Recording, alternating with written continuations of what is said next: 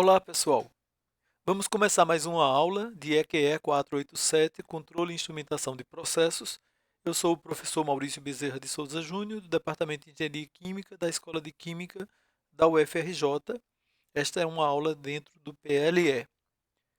Bem, como sempre, vamos ao aviso, que este é um material de aula da disciplina EQE 487 do PLE da Escola de Química da UFRJ. Destina-se exclusivamente aos alunos da disciplina, sendo proibida a sua reprodução e distribuição. Seu conteúdo é totalmente acadêmico e não tem fins lucrativos. As fontes das figuras e as referências bibliográficas, quando forem de outros autores, são devidamente citadas ao longo dos slides. Na aula de hoje, as figuras são todas desenvolvidas por mim mesmo. Então, a gente já teve algumas aulas, né? A primeira aula nós fizemos aquela apresentação das regras, calendário, ementa e bibliografia da disciplina. E aí a gente começou com o curso, né, com uma introdução ao controle de processos. A gente viu algumas formas de controle de processos.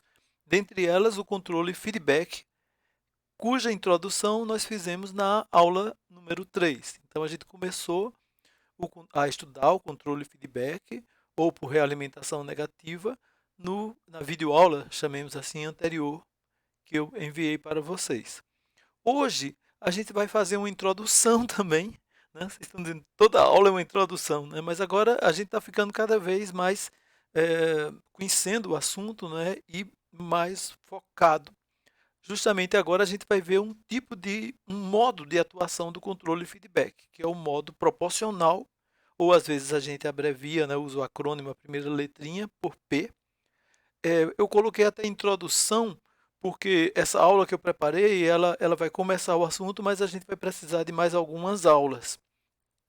E eu também queria começar o assunto, porque essa aula ela vai ter uns aspectos matemáticos, né? A matemática, nesse caso, para a gente é como se fosse a fundação, sabe? A matemática ela nos dá a base assim para a gente poder interpretar, analisar e entender muita coisa do comportamento do controle. Então, a matemática é um apoio muito bom. Então, a gente vai ver vários aspectos de matemática relacionados ao que a gente viu na modelagem, no curso de modelagem ou cursos afins, por exemplo, o pessoal da engenharia de controle e automação. Então, a gente vai ver aquelas questões, por exemplo, de quando se tem um modelo não linear, você precisa linearizar. Quer dizer, isso vai estar implícito no nosso estudo aqui, né? Porque aqui a gente já vai ver as funções de transferência que são obtidas quando a gente aplica a transformada de Laplace em modelos linearizados. Então, o conceito e alguns exemplos de função de transferência vão aparecer hoje, tá certo?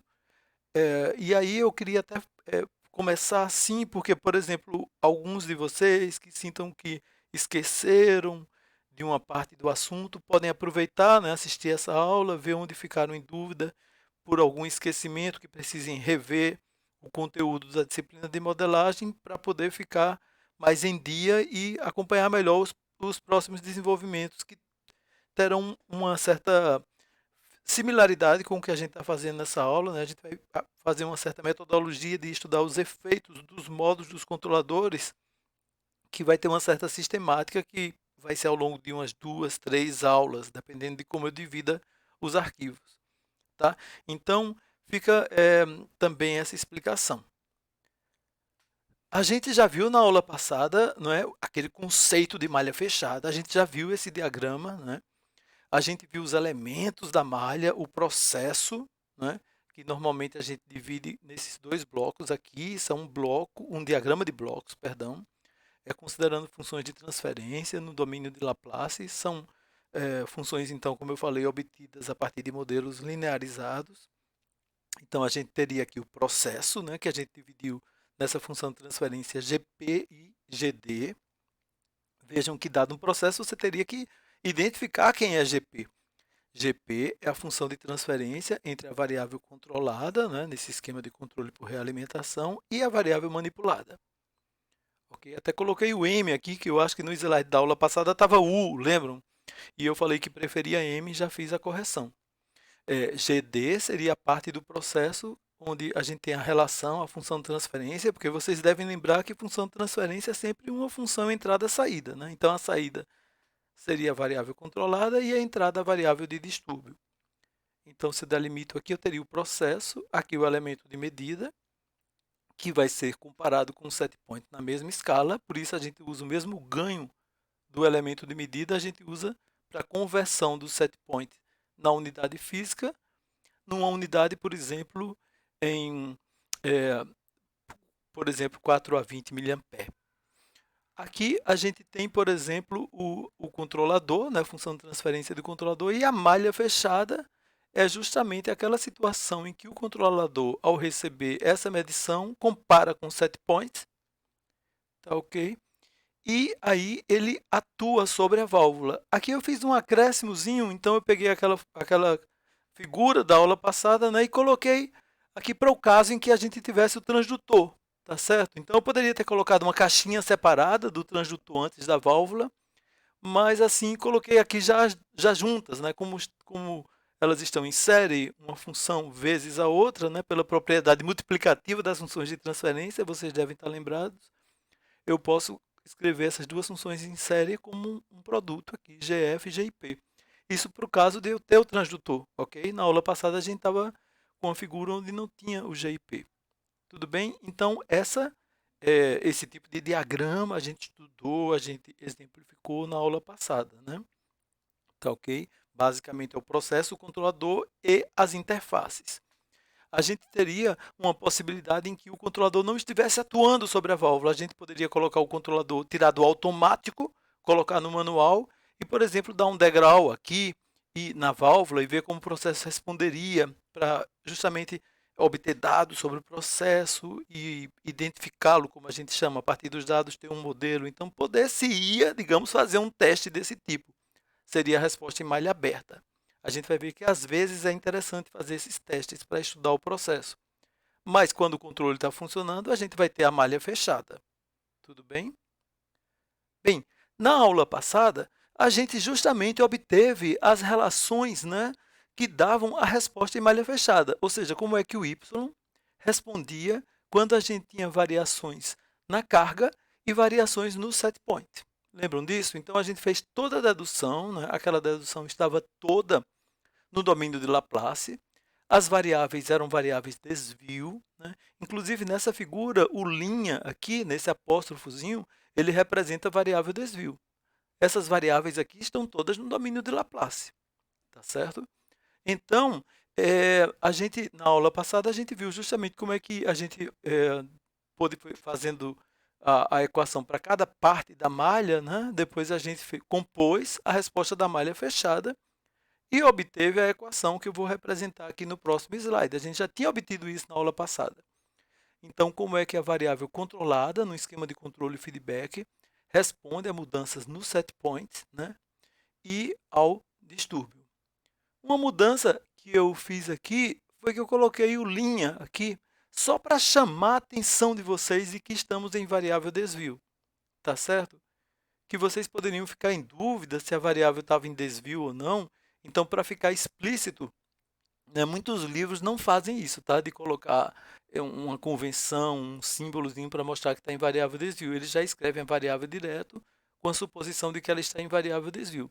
Eu estou, digamos assim, enfatizando aqui de que está em variável desvio, colocando esse pliquezinho, né, para mostrar que as variáveis estão em variável desvio. Na aula passada, eu até aproveitei para chamar a atenção de vocês. Olha, pessoal, como é que todo mundo da malha influencia, não é só o processo e o controlador GP e GC. Todos os elementos ali contribuem, né? Então, o elemento de medida aparece, né? A válvula aparece. Aqui, nesse caso, eu coloquei o GIP, ou seja, a função de transferência do transdutor. Então, todos os elementos contribuem nessa resposta, como era de se esperar, percebe? Porque se eu estou tendo que medir através de um elemento de medida, se eu estou tendo que atuar através da válvula, então esses elementos, né, a maneira como eles respondem, eles devem contribuir, ok? Essas equações, na aula passada eu mostrei para vocês como deduzir, né? Agora tem uma maneira até rápida, sabe? Que eu posso mostrar para vocês, que a gente pode olhar o diagrama ali da malha fechada e obter essa equação. Por exemplo, vocês percebem que a relação entre y e o set point é uma razão entre o numerador e o denominador, não é? Similarmente, entre o y e o d é um numerador pelo denominador, tá ok? Pois bem, vocês devem perceber que nos dois casos o denominador tem a mesma forma, não é isso? E ele é dado por 1 mais, se vocês observarem, é 1 mais o produto de todas as funções de transferência do laço, ok? Então, assim, eu poderia usar, digamos, essa maneira mais rápida, né, como se fosse uma heurística, vamos dizer assim, mas é claro que ela é obtida a partir das equações matemáticas, mas o que eu tenho ali no denominador, então, entre a saída, né, da variável que está em malha fechada em relação às suas entradas ali, né, daquela malha fechada. Então, vocês percebem que isso é descrito por termos cujo denominador é sempre dado por 1 mais o produto de todos os elementos do loop. Tá? Se vocês observarem, é isso mesmo, tá? Porque se a gente for na sequência, até está um pouquinho fora de ordem aqui, mas se a gente for imaginando como o sinal corre ali no laço, né, seria, por exemplo, GP, depois GM, depois GC, depois GIP, depois GF. Então, é 1 mais o produto de todas as funções do loop. É o denominador dos dois termos aqui. Percebem? Voltando aqui, seria então o produto de todos esses termos que estão no laço. Isso para obter a relação entre y e as entradas d e y setPoint. Em outras palavras, o distúrbio e o setPoint. Tudo bem? Então, o denominador é 1 mais o produto de todas as funções de transferência do loop. E quem é o numerador daqueles termos? É o que está no caminho direto entre a saída e a entrada. Então, quem está no caminho direto entre y e, por exemplo, d, né, seria GD, percebem? O que está no caminho direto é GD. Então, se eu for para o próximo slide, vocês vão poder ver isso, que no numerador é GD, que é o que está no caminho direto. Eu estou tentando mostrar uma maneira mais rápida de vocês lembrarem da equação. Quem não lembrar poderia deduzir, né? Então, quem é que está no caminho direto entre o y e o y tilde setPoint, né? Quem é que está aqui no caminho? Opa, eu estou vendo que aqui tem uma... Perdão, pessoal, de vez em quando eu vou precisar fazer correções nesse material, tá? Porque aqui está trocado, né? Está trocado. Aqui era para ser o y e aqui o y til. Lembram que eu convencionei que o y til é o que já está na escala? Perdão, teria que fazer uma correção aqui, tá? Eu tinha feito correção na outra figura, mas me esqueci de fazer nessa. Então, entre o y e o y de setPoint, né, admitindo que tem que fazer essa troca aqui, tá ok? Então, seria o que está no caminho direto. Então, seria o produto de Km vezes GC, vezes GF, GIP, GP. Percebem? É só vir aqui no próximo slide. Seguindo a ordem Km, GC, GF, GIP, GP. Tudo bem? Tá? Então, tendo que fazer essa correçãozinha aqui, que é o y do setPoint, né? Para ficar parecido com o y de lá, não teria o til, concordam? Porque, por exemplo, se esse y setPoint fosse o setPoint para y, e y fosse uma temperatura, né? Então eles tinham que estar na mesma escala. Já o que estava depois que passa por km, tem que estar na mesma escala do ym. Então, eu estou chamando do y til esse termo. Repetindo mais uma vez, tem que trocar esses dois aqui. Bem, então a gente tem essa equação aqui, que é uma equação central, importantíssima no nosso curso, tá certo? É uma equação que mostra como é que a malha fechada responde quando a gente tem um processo submetido a controle feedback, ok? Como é que ele responde quando tem mudanças no setPoint, quando tem distúrbios, quando as duas coisas variam ao mesmo tempo. Vejam que é uma equação em variáveis de desvio e no domínio de Laplace. Tudo bem? Portanto, ela implicitamente considera que você já teve antes que trabalhar com a linearização do sistema em torno de um ponto operacional, né, como a gente fazia em modelagem na hora de obter as funções de transferência. Então, essa equação é uma equação importantíssima. Em aulas anteriores, a gente já começou a distinguir esses problemas entre o problema servo e o problema regulador. Estão lembrados? Servo é quando você vai usar o controle para ele fazer com que o processo siga mudanças no setPoint. Tá certo? Então, você está admitindo que está mudando o setPoint e o controlador iria mudar a variável manipulada para que a variável controlada seguisse aquelas mudanças de set point. Então, a gente vai admitir que no problema servo não está tendo variações na carga, tá certo? Como é variável desvio, né, se não está variando, tá certo? Então, ela vai para zero, né, porque seria o valor da variável menos o valor dela no estado estacionário. Como ela não está variando, então, d', variável desvio, seria zero. Sobraria só esse termo aqui. Então, a razão entre y e o seu set point, tá certo? Seria dada por essa função aqui. Percebem? Então, eu teria uma função de transferência que a gente chama de g do set point. É uma função de transferência da malha fechada. Percebem? E a função de transferência da malha fechada, mais uma vez frisando, ela envolve todos os elementos ali da malha. Vocês entenderam? No próximo slide, eu vou fazer para o problema regulador. O que é o problema regulador? Lembram? É aquele em que eu quero regular em torno de um set point que não está mudando. Ora, se o set point não está mudando em variável desvio, ele vai para zero. E eu ficaria com a função entre y e o d. Percebe? Então, no próximo slide, eu estou antecipando aqui para vocês irem pensando junto comigo. Então, no próximo slide, eu não vou ter esse termo, porque o set point não vai variar, todo esse termo vai para zero, vai sobrar gd dividido por 1 mais o produto de todas as funções de transferência do loop.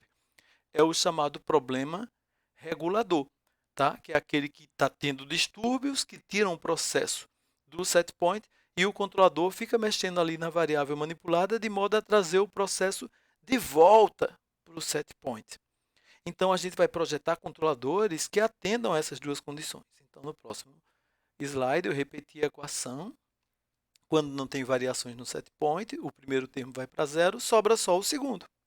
Ok? Então, a gente pode estudar, às vezes, casos particulares da resposta em malha fechada. Os casos particulares, quando eu estou mudando o set point, quando eu estou com o set point constante, mas tenho distúrbio. Tudo bem? É claro que se os dois variam ao mesmo tempo, vale a equação de cima, entenderam? Se eu tenho variação no set point e variação na carga, tudo ao mesmo tempo, vale a equação de cima, né? E esses efeitos se somam. E por que é que eu posso admitir que essa soma é válida? É porque a gente está aqui trabalhando com o conceito de sistemas lineares, né? Então, quando as duas entradas variam ao mesmo tempo, elas vão afetar a saída de uma maneira que esse efeito se soma. Tudo bem? Tá certo? Feito isso, a gente vai dar agora um grande passo. Tá certo, pessoal? Porque, na verdade, até a aula, até o slide anterior, era uma espécie de revisão, né? Eu sempre gosto de fazer isso nas aulas presenciais, eu faço sempre isso, sempre uma revisão para entrar no assunto, né? É claro que se você acabou de ver a outra aula gravada, pode parecer um pouco repetitivo, mas eu também, à medida em que eu vou repetindo para o aluno ir entrando já no clima, vamos dizer assim, eu costumo ir inserindo observações novas, então a pessoa vai estar sempre ampliando o conhecimento. Pois é, então agora entrando no assunto mesmo, como eu falei, hoje é uma introdução a uma das formas de controle, a um dos modos de atuação do controle feedback, né? Porque a gente viu que o controle feedback ele atua baseado no erro, né? Que erro? O erro entre o set point, né? já na calibração, né? De modo que fique na mesma escala, né? Do valor medido, né? Então, é justamente quando passa por aquele, como a gente viu, é o y-til, né? Como a gente viu, voltando aqui ao slide, né? Justamente quando eu tenho a comparação aqui do y, que será y-til, com y medido. Então, é a este erro que eu me refiro. E, mais uma vez, é controle feedback negativo, porque justamente eu tenho um erro, uma comparação, que é o set point, menos o valor medido. Pois bem, então, e se esse controlador atuasse baseado, né, no erro de uma forma proporcional ao erro? Tá certo? Então, digamos assim, diversas maneiras de implementação do controlador feedback proporcional, né, podem existir. Por exemplo, ele pode ser implementado eletronicamente ou mesmo de modo pneumático nos controladores mais antigos, né? Existem versões digitais que não são, portanto, contínuas e analógicas, em que um programa de computador pode aplicar exatamente essa equação que está descrita aqui, perdão. tá? Ele pode pegar os valores das medidas, calcular o erro, né? E aí o controlador vai ser proporcional. Veja que ele multiplica por um parâmetro, tá? Então, se a gente esquece esse termo por enquanto, o controle seria proporcional por isso. A saída do controlador é proporcional ao erro, seria um parâmetro que multiplica o erro, tá certo? Então, ele seria proporcional ao erro. Você pode imaginar assim, se o erro é grande, o controlador atua mais, se o erro é pequeno, o controlador atua menos. E aí justamente aparece esse termo CE. Se o erro for nulo, qual deve ser a saída do controlador, né?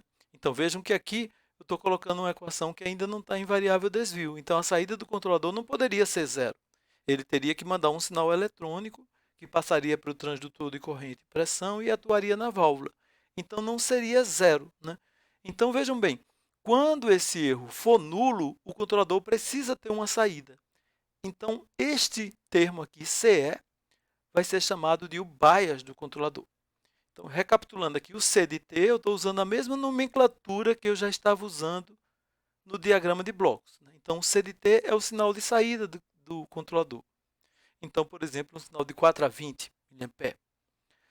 Kc é um parâmetro do controlador.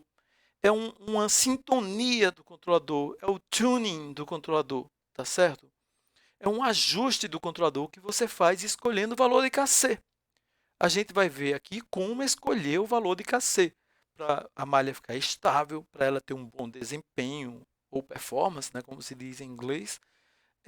Então, a gente vai escolher esse ganho, tá certo? A gente vai aprender aqui como fazê-lo com cuidado, com zelo, né, para garantir estabilidade e bom desempenho. Mas a gente já pode imaginar de uma maneira de ir desenvolvendo um sentimento assim, do tipo, se eu aumento o ganho, se eu aumento o Kc, se eu diminuo o ganho, tá certo? Então, no início, eu não vou necessariamente trabalhar com o valor exato do ganho, porque a gente vai ver as regras de projeto mais adiante. O que a gente vai ver seria o efeito do aumento ou diminuição do ganho, percebe? Tá? Então, se eu admitir o Kc positivo, por exemplo, o aumento do ganho aumentaria a saída do C de T, não é? Bem, o erro, né, como eu já falei algumas vezes hoje nessa exposição aqui, é a comparação entre o set point e o valor medido na mesma escala, né? E, por exemplo, em miliampere. E o CE, como eu falei, é o chamado bias do controlador, ou seja, é a saída quando o erro for nulo. Ok? Bem, voltando um pouco, pessoal, essa lei, como eu falei, ela não está em variável desvio, né? Mas a gente, para obter as funções de transferência, a gente primeiro reescreve em variável desvio. Então, o que a gente teria que fazer era reescrever essa equação no estado estacionário e depois fazer a diferença dessa equação menos ela própria no estado estacionário para reescrever em variável desvio. É o que eu apresento aqui no próximo slide, né? Então, se eu faço C menos o C estacionário, né, daria Kce de t menos o Kc no estado estacionário. Mas no estado estacionário, você estaria no próprio set point, né, na condição inicial. Então, esse erro seria nulo. De modo que em variável desvio justamente é, por definição, o valor do C de t menos o C estacionário. Então, daria o C' de t. É igual a Kc vezes, posso botar o Kc em evidências, o E de t em evidência, Kc vezes o E de t menos o E0, que seria o E' de t. Percebe? Então, aqui eu tenho a lei do controlador. Veja, como é uma lei simples, é uma lei proporcional. Quando eu trabalho em variável desvio, os termos constantes desaparecem ali, né? Então, o bias até terminou desaparecendo. A gente poderia analisar uma curva, né? Que nesse caso é uma reta do C de t em relação ao E de t. Então, como eu falei, é uma reta, né? Admitindo um Kc positivo, a gente vai ter aqui uma equação que vocês podem interpretar. Olhem aí essa equação. Faltou colocar o zero aqui, né? Mas veja, o erro pode ser positivo e o erro pode ser negativo. Tudo bem? O que significa um erro positivo mesmo? Significa que a sua variável medida está abaixo do set point. O que significa um erro negativo? Significa que a sua variável medida está acima do set point. Isso porque eu estou admitindo um controle feedback negativo. E o que significa um erro nulo? Significa que você está no set point. Então, o C de t é o próprio CE, ou o bias. Então, aqui eu tenho numa forma gráfica o que é aquela equação que a gente escreveu na forma de posição, vamos dizer, porque aqui a gente tem na forma de desvio, no slide anterior. Percebem? Né? Então, aumentando o erro, eu iria aumentando o C de T. Né? Isso, vocês percebem que isso dá, digamos assim, a possibilidade do controlador atuar. Né? Porque se o erro, se você tem uma válvula numa dada posição, não é isso? O controlador, em função do erro, ele pode atuar, né, de modo a você corrigir o erro que possa existir. Né? Então, se o erro for muito grande, ele atua muito mais, se o erro for pequeno, ele atua menos. Qual vocês acham que seria um valor interessante para o C estacionário? Admita que a gente está trabalhando com um controle pneumático, né, mesmo que seja algo assim mais antigo e praticamente não usado atualmente, mas de 3 a 15. Né? A gente viu que essa faixa de atuação, esse sinal 3 a 15, está tipicamente mais relacionado à válvula pneumática. Mas vamos admitir que o controlador fosse pneumático, de 3 a 15. Então, um valor de C estacionário poderia estar no meio, entre 3 e 15, por exemplo, 9. Né? De modo que você pudesse ter ali toda uma faixa de atuação, né? Que você pudesse ter um valor de C estacionário ali, que ele pudesse, o controlador ir para mais ou para menos, em função do erro. Tá ok? E se fosse de 4 a 20? Né? De 4 a 20, você teria justamente uma situação que teria que estar ali no meio, não é isso? Então, você teria de 4, aí você teria 12, por exemplo, tá ok? Que seria o valor no meio para o C estacionário. Tá. E os valores de ganho, é claro que, como eu já falei, a gente vai ver como sintonizar ainda. Bem, uma coisa que é interessante é que, como o controlador, voltei a alguns slides, como o controlador ele age proporcional ao erro, então o modo de atuação dele é instantâneo. Tá? Ele tem uma resposta instantânea, ele não apresenta dinâmica. Matematicamente, ele não é descrito por equações diferenciais, ele não tem dinâmica, por exemplo, relevante, ou em outras palavras, eu poderia dizer que ele é dinâmica de ordem zero. Ele não apresenta dinâmica. A equação dele, como a gente viu, é uma equação algébrica. Para obter a função de transferência, eu tenho que aplicar a transformada de Laplace, né, de uma equação algébrica, como eu voltei aqui para o slide 7. Então, aplicando transformada de Laplace, eu vou apenas ter os termos da transformada de Laplace. E aí, rearrumando, como eu falei agora há pouco, uma função de transferência é sempre uma relação entre a saída, quem é a saída do controlador? É o C. E a entrada, quem é a entrada do controlador? É o E. Então, essa relação é só um ganho. Percebe, pessoal? Então, a gente agora aqui, olha, vejam, nesse slide 9, a gente obteve uma coisa já assim, matemática, bem interessante. Vocês acabaram de ver uma equação, assim, digamos, muito simples, né? Mas aqui é característica de um controlador, de um modo de atuação de um controlador. Porque a gente vai ver, será que esse modo é bom bastante? E será que tão simples assim vai funcionar bem? É uma pergunta que a gente pode fazer. Será que só atuar proporcional ao erro resolve todos os problemas de controle? A gente vai ver que não, né? Porque assim o controle ele pode ser cada vez mais sofisticado, mas assim esse é um primeiro e ele tem um papel importante, tá? Mas e portanto este primeiro até é uma função bem simples, é um parâmetro.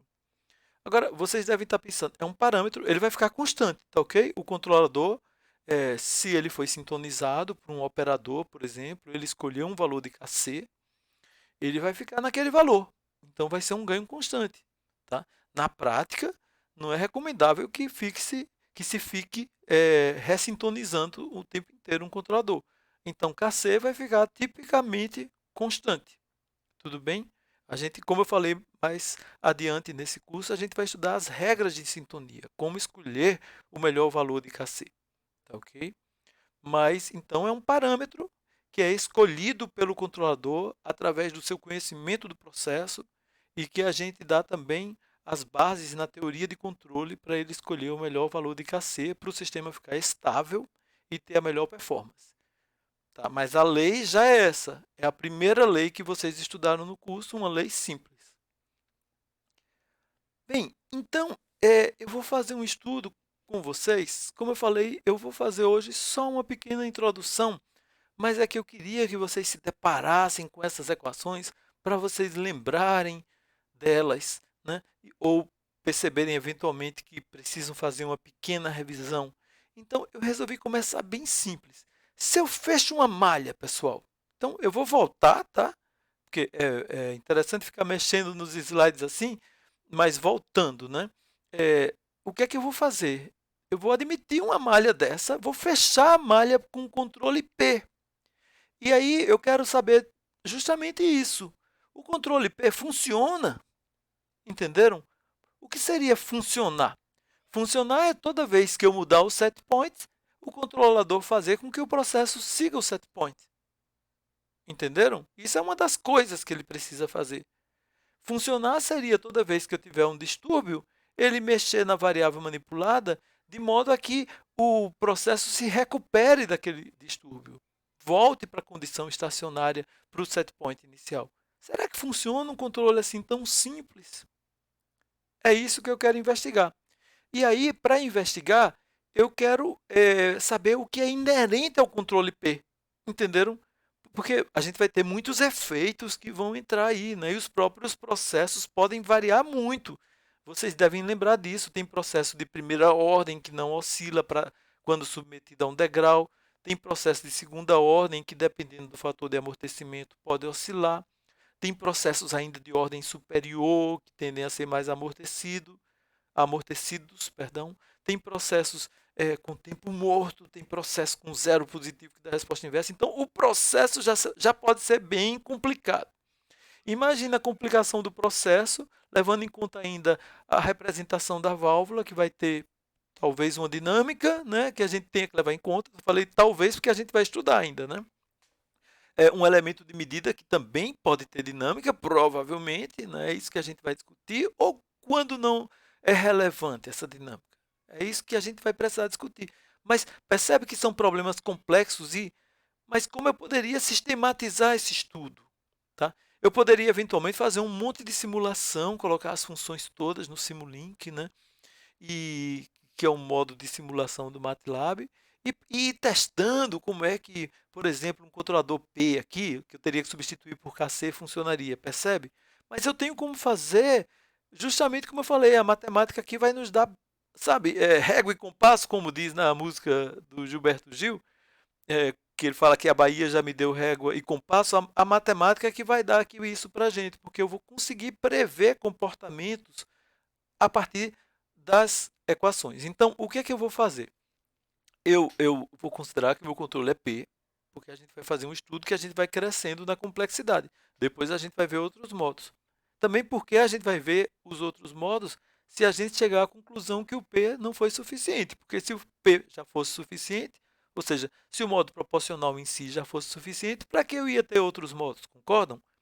A gente sempre deve escolher a opção mais simples que corresponda aos mesmos resultados que outras mais complexas. Então, a gente está analisando a P aqui para ver se ela funciona. Então, vamos lá. Mas aí, para fazer esse estudo, eu vou começar com o processo mais básico. Assim. Eu vou começar com um processo de primeira ordem, que, como eu falei, é um processo que não apresenta modos oscilatórios. Né? Quando a gente perturba por um degrau, ele não oscila, por exemplo. Tá? Então, eu vou começar com um GP de primeira ordem e o GD também de primeira ordem, tudo bem?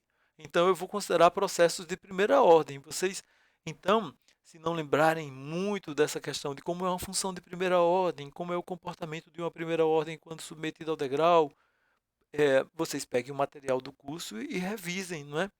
Aquele meu livro que eu citei, infelizmente ele é um livro que agora vocês não estão conseguindo pegar na biblioteca, não é? Mas assim, existem vários outros livros que descrevem isso e vocês com certeza cursaram a disciplina e tem o material da aula, não é? Que vocês podem ter feito comigo ou com meus colegas. Mas então, voltando ao assunto, né? Eu vou considerar GP e GD de primeira ordem e vou considerar aqui um controlador proporcional. E a válvula e o elemento de medida? Falei para vocês que eu não ia começar pela válvula e o elemento de medida. Bem, eu vou considerar que o elemento de medida ele tem uma dinâmica desprezível comparada com a do processo. O que é que eu quero dizer com isso?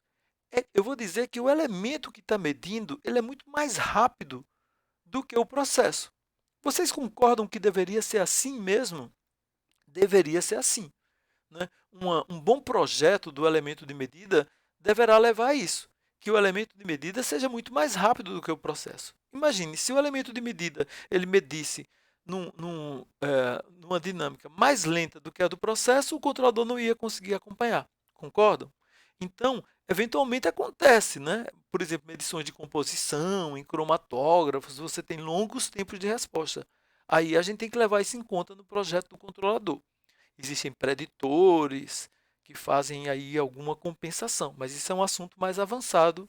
Por enquanto, vamos fazer a suposição que o GM é só um ganho, ou seja, que ele é instantâneo porque ou porque ele é mesmo, ou porque ele é muito mais rápido do que o processo e por comparação eu posso desprezar. Imagine assim, o meu processo tem uma constante de tempo de muitos minutos e o meu elemento de medida tem uma constante de tempo de segundos. Então, mesmo que eu levasse em conta, o efeito seria muito pequeno, tá ok? Então, eu vou considerar que ele vai ter só um ganho. Um ganho ele tem que ter, tá certo? Porque ele tem que pelo menos converter um sinal aqui que está numa variável física, né? Por exemplo, eu estou citando muito temperatura por causa daquele exemplo da aula passada, então ele estaria em graus centígrados e aqui teria que ir para miliampere. Agora, e a mesma coisa para a válvula. O que é uma válvula com dinâmica desprezível? É uma válvula rápida, que abre e fecha rapidinho. Olha, pensem vocês, uma válvula que fosse demorada, que ela recebesse o sinal do controlador e ela levasse um tempo se deslocando longo. Ela ia atrapalhar o controle, concordam? Não estou dizendo que isso não acontece, isso pode acontecer. Mas numa situação ideal, né, a válvula ela vai ser mais rápida do que o processo, tá ok? Ela vai ter de novo uma constante de tempo aí na ordem de segundos, enquanto o processo vai estar na ordem de minutos. Aliás, o pessoal da controle e automação, constantes de tempo na ordem de minutos, são típicas dos processos da engenharia química, engenharia de alimentos, bioprocessos, porque tendem a ser equipamentos maiores, com largos tempos de residência, tá? Portanto, grandes volumes, e que aí eles levam mais tempo mesmo para responder, né? Eles têm uma capacitância maior, tá ok? Então, e aí por conta disso, essas suposições que eu vou fazer de que a válvula é o elemento de medida, tá? Eu estou numa discussão grande dentro do mesmo slide, espero não estar cansando vocês, espero que vocês estejam me acompanhando. Eu dei uma fugida daquela questão de equações por enquanto, mas as equações vão aparecer daqui a pouquinho. Tá? Então, considerando que a válvula e o elemento de medida vão ser rápidos comparado com o processo, na minha suposição preliminar. Depois a gente vai ver que quando isso não acontece, ou porque um projeto foi ruim, ou porque a própria variável, como eu falei, uma composição que demanda mais tempo, ou porque o termopar está dentro de um termopoço, a transferência de calor demora, termina inserindo um atraso, e aí esses elementos passam a ter importância, ou a válvula é muito grande, né? Que você pode pensar, mas as válvulas na refinaria, por exemplo, na refinaria são válvulas enormes, né? Elas levam um certo tempo para abrir e fechar, para se deslocar, porque a gente vai ver que são válvulas com hastes, que tem elementos que bloqueiam a passagem do fluxo. Vocês vão dizer, mas elas podem levar muito tempo nesse caso, né? Mas é porque os processos, né, que elas estão regulando vazões assim também tão elevadas, teriam que ser processos também muito grandes, que por sua vez, com equipamentos de grande dimensão, que por sua vez seriam lentos, entendeu? Então, na comparação, dá sempre para imaginar, né? A gente vai estudar muito isso ainda no futuro, mas por enquanto eu vou considerar que a dinâmica do GF e do GM é desprezível. Vou considerar que nem tem o GIP, mas o GIP é um elemento de transdução, né, que converte uma variável em outra e que ele também não tem dinâmica, ele é imediato. Então, ele não afetaria muito esse nosso estudo. Tá ok? Então, são essas as suposições que eu vou fazer. Lembraram aí quais são? Que o controlador é P, que o processo é de primeira ordem, que as dinâmicas GF e GM são desprezíveis e que o GIP não vai ser nem levado em conta. Então, eu vou voltar para o estudo que eu estava fazendo lá no slide adiante, que é aquele em que eu fecho a malha com um controle P para um processo de primeira ordem. Ou seja, a função de transferência KC, que a gente acabou de deduzir. E aqui está a função de transferência de primeira ordem. Lembram dela? No domínio de Laplace, depende de S. Quem é tal P? É a constante de tempo do processo. Tá certo? Ela é que me diz quanto tempo o processo leva, por exemplo, quando ele é submetido a um degrau para alcançar o valor final. Lembram disso? Então, quanto maior o tal P, mais lento. Então, é chamada constante de tempo. E o Kp era o chamado ganho, ganho estático. Lembram? Quando eu dou um degrau, o processo sai de um valor inicial e vai para um valor final sem oscilar. E o valor final vai ser a magnitude do degrau multiplicada por Kp. Estão lembrados disso? Daí o nome ganho, tá certo?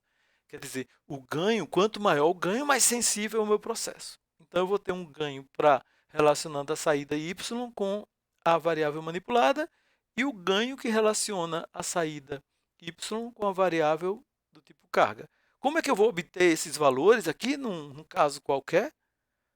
Ora, eu vou pegar os balanços e vou obter a partir das equações de balanço. Esse é um caminho. Se você está numa indústria e não tem muita informação para fazer os balanços, você pode fazer testes. Você dá degraus nas entradas, por exemplo, na variável manipulada, e observa a saída. E se a curva for de primeira ordem, aí graficamente você estima a constante de tempo e o Kp. Lembraram? Tudo isso a gente costuma estudar no curso de modelagem. Ok? Então, a suposição, voltando aqui, que eu estou fazendo, é que o meu processo, sem controle, ele era de primeira ordem. Tudo bem? Aí eu vou fechar a malha com P. E considerando que a dinâmica da válvula, como a gente discutiu agora longamente, e do elemento de medida são desprezíveis. E também, essas suposições é porque eu não quero começar complicando muito a matemática.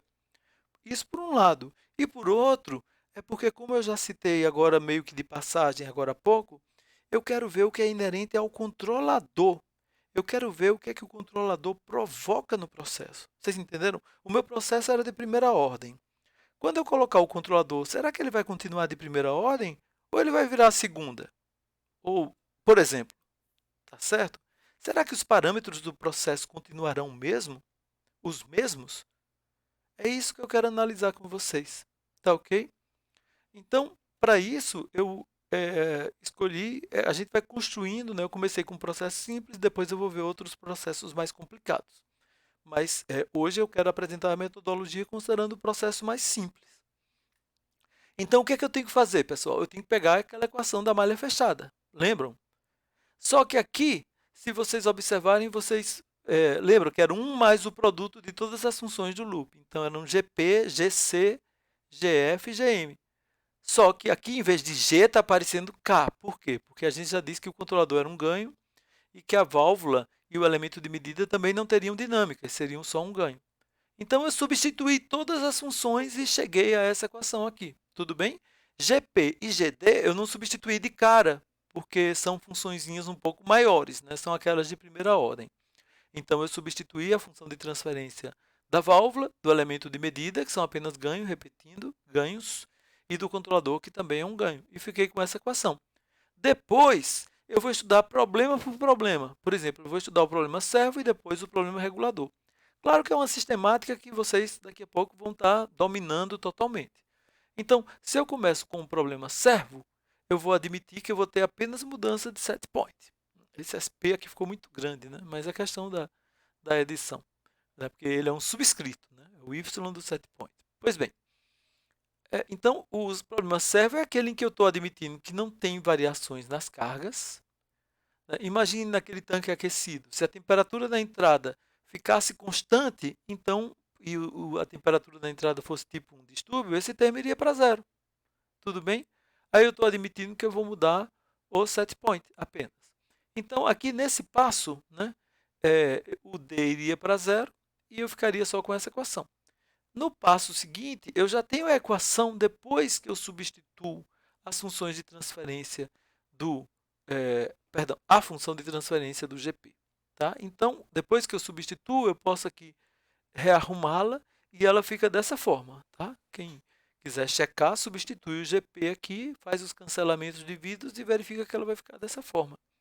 Então, eu pergunto a vocês, pronto, já tenho uma equação em malha fechada. Ela é a equação que me relaciona a variável controlada com o set point. Eu pergunto a vocês, essa função de transferência ela é de que ordem? É a primeira pergunta que eu posso fazer para vocês. Porque antes, sem controle, o processo era de primeira ordem. Agora eu coloquei controle nele, ele virou de que ordem? Percebem? E aí, porque é muito importante saber como é que um processo fica sob controle. A gente vai ver que os processos sob controle vão ter um comportamento diferente do que teriam sem controle, né? Eles têm que ter esse comportamento, porque eu quero que eles passem a obedecer ao controlador. Mas eu não posso piorar o desempenho do processo, concordam? Eu não posso jamais instabilizar a malha, né? Instabilizar um processo que sem controle não era instável, eu coloquei controle e instabilizei. Percebem que seria péssimo isso? Seria a pior situação possível? Essa situação existe até na prática, né? Por exemplo, muitas vezes os operadores eles desacreditam em alguns esquemas de controle por uma série de razões. Não é a melhor, é a pior das situações quando isso acontece, claro. Mas eu só estou falando de algo que pode acontecer. Então, eles não acreditam no controle, ou porque eles não foram bem instruídos, ou porque eles não entendem o que significa que eles não foram bem instruídos, ou eventualmente porque o controle não foi bem sintonizado, projetado. Aí eles colocam, como eu mostrei para vocês naquela situação, eles tiram do automático e colocam no manual. Eles mesmos ficam fazendo a manipulação. Então, seria uma situação em que o operador não está adotando o controle automático, né? Mas no nosso caso, é, eu fechei a malha com controle P e ele era de primeira ordem e continuou de primeira ordem, porque se você olhar aqui, o grau do denominador, que é o que dá a ordem, continuou 1. Em outras palavras também, se eu calculasse o número de polos, lembram? Polos são as raízes do denominador. Continuei tendo um polo. Então, o processo que era de primeira ordem continuou primeira ordem. Isso é interessante, né? Porque, de uma certa maneira, ele afetou o processo. Por exemplo, se tivesse virado segunda ordem, o processo poderia passar a oscilar frente a degraus. Percebe? O que é uma certa... De uma maneira geral, a gente pode entender como uma desvantagem. A gente pode conversar um pouquinho mais sobre isso, mas um processo que não oscila passa a oscilar, a não ser que o processo seja tão lento que você aceite algum grau de oscilação. Percebe essa minha observação? Já que os processos químicos tendem a ser lentos, às vezes, para torná-lo mais rápido, a gente aceita algum grau de oscilação. Mas, de uma maneira geral, ele permaneceu de primeira ordem. E aí, se você lembrar, um processo de primeira ordem era o quê? Era um ganho dividido por uma constante de tempo vezes S mais 1. Eu não posso escrever dessa maneira, pessoal? Posso, porque se eu colocar em evidência, dividir tanto o numerador quanto o denominador pelo termo constante aqui, que é 1 mais esse produto de ganhos. Veja que esse produto de ganhos aqui é o produto de todos os ganhos da malha. Sei que eu estou falando muita informação, mas se você for com calma analisando, você vai ver que o produto de todos os ganhos da malha aparece aqui. Pois bem, se eu divido tanto o numerador quanto o denominador, eu posso criar um novo ganho aqui, que eu posso chamar de capelinha, e o tal P dividido por 1 mais Kp, Kc, Kf, Km, eu posso chamar de tal pelinha.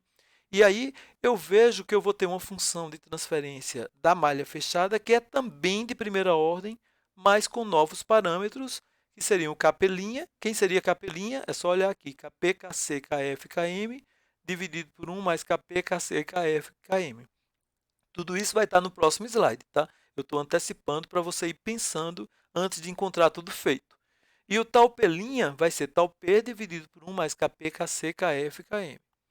Então, eu defini os parâmetros da malha fechada. Veja que todos os parâmetros estão afetando ali. E então eu tenho uma constante de tempo, uma constante de tempo da malha fechada, eu tenho um ganho da malha fechada. Percebe? E aí, com novos parâmetros, eu defini a minha função, que ela continuou de primeira ordem. Só que é uma função nova, né? Porque antes eu não tinha nem set point quando eu tinha o processo sozinho, sem controle, que era um processo de primeira ordem. Imagine, um tanque que não está com controle. Ele existe sem controle. Eu coloquei o controle, suponha que esse tanque que era de primeira ordem, ele permaneceu de primeira ordem e agora eu tenho a função dele em relação ao set point. Então, me acompanhando? Tá ok? Agora vejam, pensem aqui comigo, e qual será o efeito desses parâmetros capelinha e talpelinha? O capelinha é meio difícil de analisar, eu diria, porque antes eu não tinha set point para um processo sem controle. Mas o processo sem controle, eu tinha um parâmetro que era tal P. E agora eu tenho tal pelinha, e os dois estão relacionados. Bem, a gente vai ver depois, por umas considerações que a gente vai ter que fazer sobre estabilidade de processo, que a gente vai ver que a sintonia vai ser tal, a sintonia quer dizer a escolha do KC, vai ser tal que esse produto de ganhos, KP, KC, KF, KM, tem que ser positivo. Então, eu peço a vocês que, para o momento, aceitem que esse produto KP, KC, KF, KM é maior do que zero. Se esse produto KP, KC, KF, KM é maior do que zero, que relação tem tal P' e tal P? Ora, tal P' vai ser menor do que tal P, porque tal P dividido por 1 mais um termo positivo vai resultar num tal P' menor. Ok? E o que é que vocês me dizem, então? Quem é mais rápido? O processo sem controle, cuja constante de tempo é tal P, ou o processo com controle, cuja constante de tempo é tal P'? Percebem como tal P' é menor do que tal P? Então, o processo mais rápido é o processo com controle. Tudo bem? Quero falar umas coisas para vocês. Vocês estão lembrados que constante de tempo, eu tinha dito que diz o tempo está associado ao tempo da resposta. De uma maneira geral, em cerca de 5 constantes de tempo, quando você dá um degrau, você alcança o valor final. Então, se a constante de tempo é menor, o processo é mais rápido. Tudo bem? Então, se tal P' é menor do que tal P, ele é mais rápido com o controle. Veja que o controle em si, a gente está admitindo que ele não torna a resposta mais lenta, porque ele é instantâneo. A gente está admitindo que a válvula e o elemento de medida são instantâneos também. Então, a gente está vendo aqui aquilo que eu queria mesmo ver, que é a característica inerente do controlador. Então, a característica inerente, né, uma vez admitindo que o elemento de medida e a válvula não estão ali como etapas lentas da reação, entre aspas, né, não estão atrasando a resposta, eles são rápidos, imediatos, o controlador P não atrasaria a resposta. Pelo contrário, a tornaria mais rápida. E como eu falei para vocês que os processos químicos tendem a ser lentos, então é bom um controle que torne mais rápido. Percebem? É interessante isso, né? Você está atuando sobre um processo de modo a torná-lo mais rápido. Então, como eu falei, para que se tenha estabilidade, tá? Às vezes eu antecipo, como eu digo para vocês encontrarem tudo pronto no slide e não terem que pensar. Então, eu tento pensar, estou de uma certa maneira assim à distância, mas tentando pensar junto com vocês. Então, para que se tenha estabilidade da malha, a gente vai ver depois, dá para provar isso, que o produto de ganhos tem que ser positivo, né? Porque a gente vai ver que, normalmente, o ganho do processo pode ser positivo, pode ser negativo. Isso vocês devem lembrar, né? O ganho do processo não precisa ser positivo. Ganho de válvula também pode ser positivo, pode ser negativo. Então, esse produto tem que ser positivo, tudo bem? A gente vai ver depois, eu supus que o KC era positivo ali num dado momento, mas não é o caso obrigatório. A gente vai conversar melhor sobre isso também, tá? É porque a gente está vendo as premissas mais básicas. Então, uma conclusão é que a função de transferência em malha fechada é ainda de primeira ordem, ok? O g do set point, né, que seria essa função aqui, não é? O y em relação ao y set point, a gente batizou mais cedo nessa aula de g do set point. Pois bem, o g do set point é ainda de primeira ordem, mas a malha fechada é mais rápida porque tal P' é diferente de tal P. E não saiu um tal muito bem aqui, né? Essa parte de adição, pessoal, é o que mais dá trabalho na preparação dessas aulas, então eu peço desculpa por pequenos erros. Assim, não erros graves, claro, que espero que não aconteçam, mas esses pequenos lapsos de edição. Mas voltando. Agora, qual seria o efeito do ganho? Qual seria o efeito do ganho? Pois bem, o que eu vou fazer aqui é o chamado cálculo do offset. O que é offset? Vamos lá. Se você der um degrau B no set point, porque seu objetivo no problema servo não é que o controlador consiga com que o processo siga uma mudança no set point, tudo bem? Então, se você der um degrau B, você deve estar lembrado que isso é invariável desvio, né? A transformada de Laplace de um degrau é a magnitude do degrau sobre S. E se eu substituo, portanto, B sobre S na minha função, eu voltei aqui alguns slides, eu não estou numerando a equação para não ficar a gente tendo que seguir passo a passo assim. Quando as equações são poucas, a gente tenta ir mantendo em mente aqui e eu volto, né? Mas aqui eu substituiria o B sobre S, tá certo? E aí eu teria o Y. Tá, essa informação é interessante, mas é uma informação no domínio de Laplace. Eu quero pensar no domínio do tempo. Quando eu der um degrau de magnitude B no set point, será que o controlador vai fazer o processo variar B unidades? Quando ele estabilizar, ele vai ter variado B unidades? Aí é justamente o que a gente vai definir como offset. O que é offset?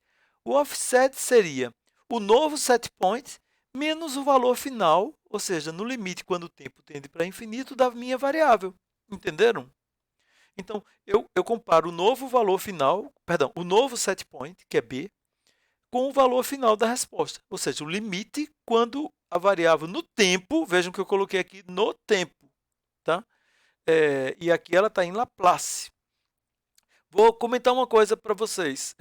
Muitas vezes eu coloco barras aqui em cima para mostrar que estou no domínio de Laplace. É uma espécie de reforço na nomenclatura. Eu não estou usando esse reforço aqui para não sobrecarregar, principalmente na edição. Tá? Mas tem que tomar cuidado, às vezes, quando eu estou no domínio do tempo e no domínio de Laplace. Né? Então, eu quero saber o valor final, quer dizer, no domínio do tempo, quando o tempo vai para infinito. O ideal era que o offset fosse quanto, pessoal? Quanto é que vocês gostariam que fosse o offset? Deveria ser zero. Né? O controlador deveria fazer com que o processo seguisse exatamente a mudança de set point. Tá? É como se eu tivesse naquele tanque da aula passada, aquele tanque aquecido, eu dissesse, eu quero que minha temperatura vá de 50 para 60 graus. Tá? Porque eu mudei o set point de 50 para 60. Então, o offset deveria ser zero. Bem, eu vou precisar fazer uns cálculos aqui, porque eu sei o y de s e eu preciso do y de t. Não sei se vocês estão lembrados de um teorema que a gente estudou em modelagem, que é o chamado teorema do valor final. O teorema do valor final diz que o limite do y de t quando o tempo vai para infinito é a mesma coisa que o limite quando s vai para zero do produto s vezes y' de s. Percebem que tem uma mudança, aqui eu estou no tempo, aqui eu estou em Laplace. E aí os limites mudam. Né? Esse teorema, claro, é um teorema que a gente estuda, a gente prova, tudo isso vocês já fizeram no curso de modelagem. Mas, então, ora, vejam que agora é fácil, é só substituir aquele y ali. Tá? E aí, se eu substituo o y e depois eu faço o s indo para zero, percebem? Primeiro, eu tenho que pegar o s e multiplicar por essa expressão. Quando eu multiplicar o s do denominador, desaparece, né? Porque ele está sendo multiplicado por um s. Depois eu faço o limite quando o s vai para zero. Então, quem é que sobra? K' vezes B. Então, eu peguei B e agora eu obtive B vezes K', coloquei B em evidência e obtive 1 menos K'. Esse é o offset. Então, indo para o próximo slide, a gente teve esse offset aqui. O que é que eu fiz, pessoal? Perdão. O que é que eu fiz aqui? Eu substituí o capelinha. Lembram que eu tinha uma expressão para o capelinha? Eu peguei essa expressão do capelinha e substituí ali. E deu isso aqui. Essa expressão não é igual a zero, percebe? Kp é o ganho do processo. Kf é o ganho da válvula. Tá? Então, a gente tem como calcular esses elementos. Vocês vão saber fazer isso tudo. Km é o ganho do elemento de medida. Por enquanto, a gente está usando valores literais, porque a gente não tem um exemplo específico. Né? E esses valores literais valem para processos com essas condições, as minhas suposições. Mas aí, o que é que vocês percebem? O único parâmetro que eu poderia mexer é Kc.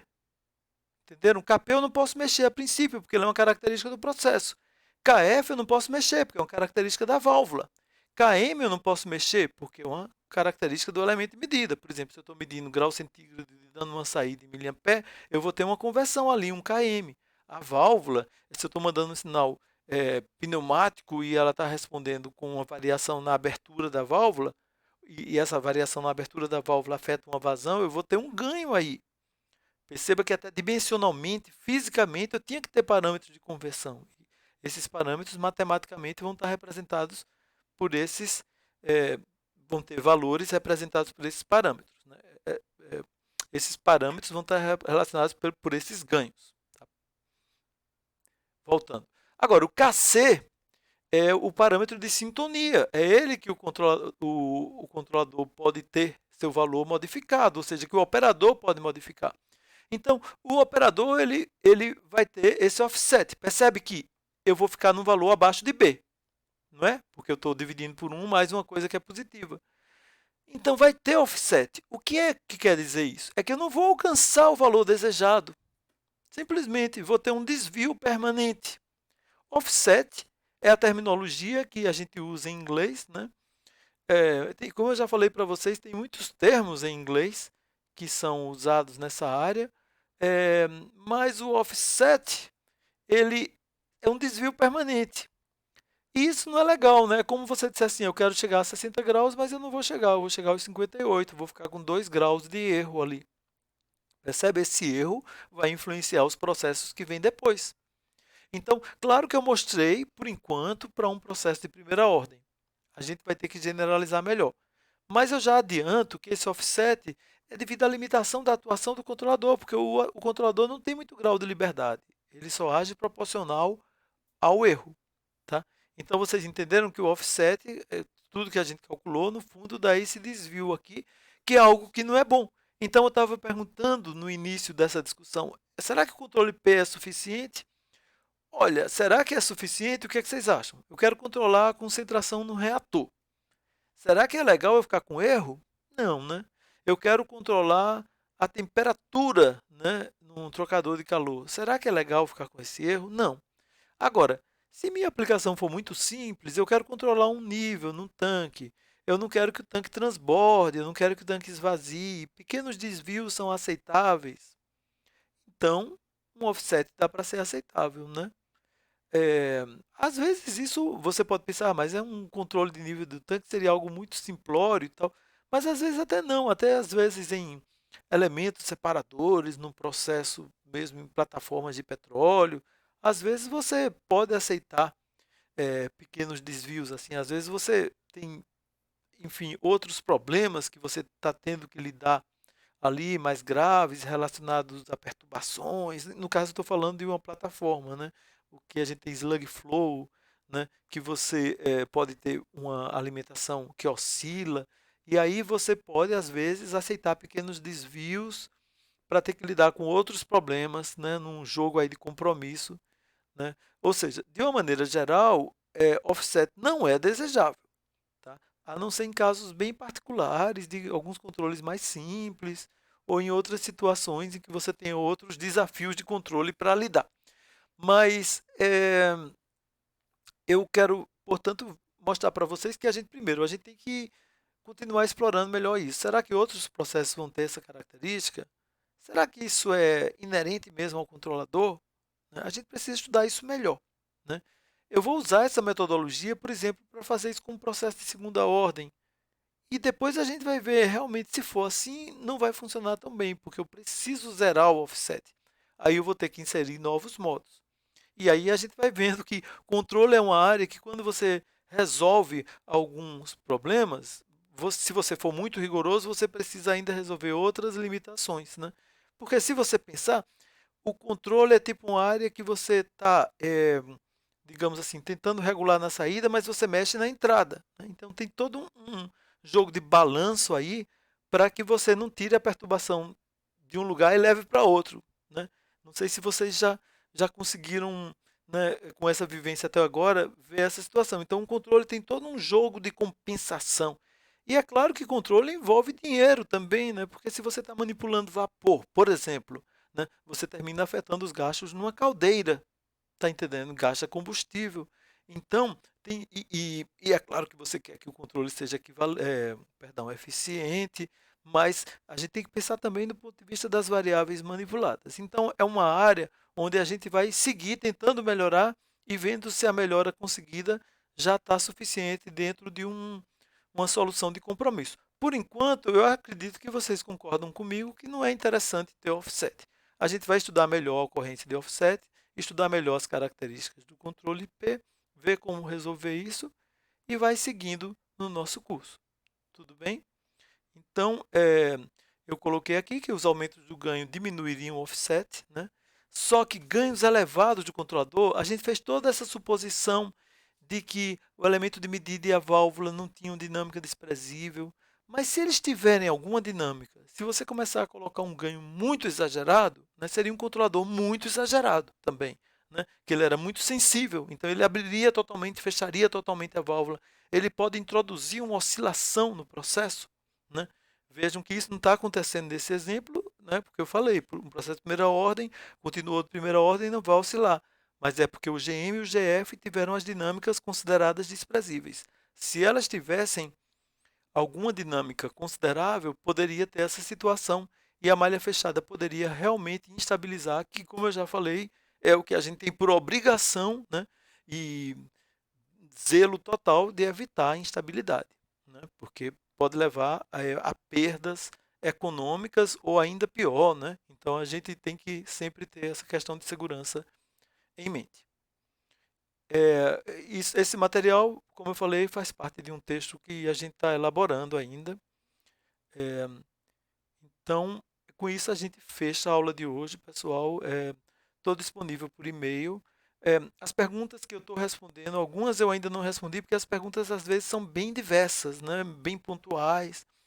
E eu estava priorizando fechar essa aula antes de responder algumas perguntas, mas pretendo responder ainda nesta semana, tá ok? Então, muito obrigado, fiquem bem e um grande abraço.